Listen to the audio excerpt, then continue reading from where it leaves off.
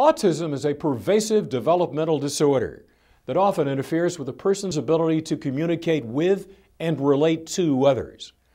Dr. Phil Swartz of Children's Hospital of Orange County explains this multifaceted disorder and the effect it can have on a family. Well, autism is a disorder of the brain, and it affects behavior in kids. That's when it's first noticed. It can last lifelong.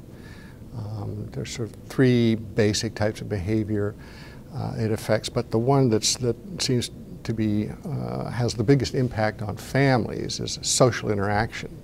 So they can't interact normally as a child would with their parents, and they're very cold. They can't show love as we know it, and they have some other interesting behaviors where they will concentrate on a truck and only one truck in their entire toy collection to the exclusion of everything else. Or they may do certain things over and over and over and over again. So these types of behaviors interfere with their ability to sort of grow up in society as we have it designed right now, pass milestones, make it into grade school, and interact with other children. And so it's pretty devastating. So some autisms are definitely familial. And some there is a component that may be contributed by the environment.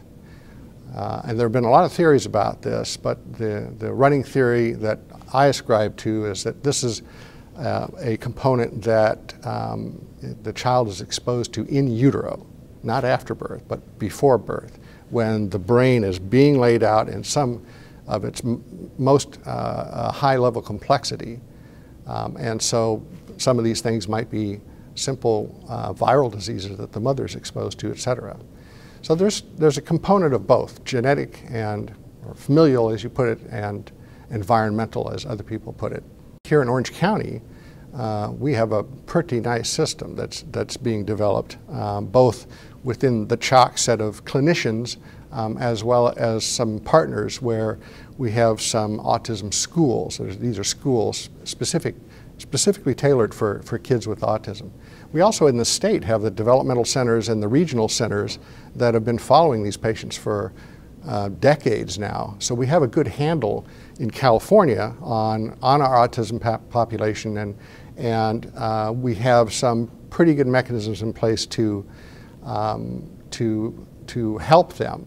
The schools is the real issue.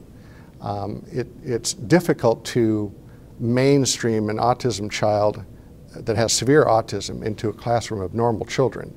It's disruptive for everybody. So there really needs to be a subset of schools, and those are being developed here in Orange County as we speak. There's a grandparents autism network that specifically tailored to meet the needs of grandparents, because in many cases the parents are young, they're overwhelmed with everything they have to do just running a family, and the grandparents are often called in to help.